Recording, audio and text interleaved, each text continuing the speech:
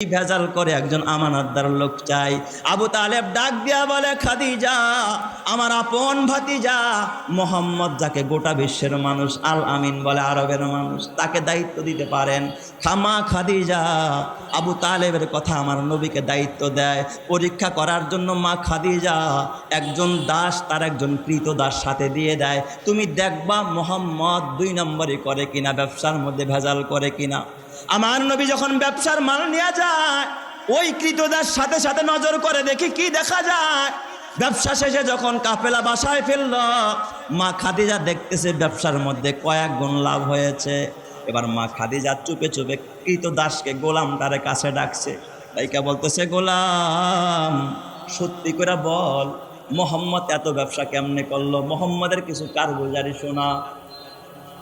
এই গোলামটা ডাক দিয়া কয়, ও খাদিজা আপনি তো জানেন না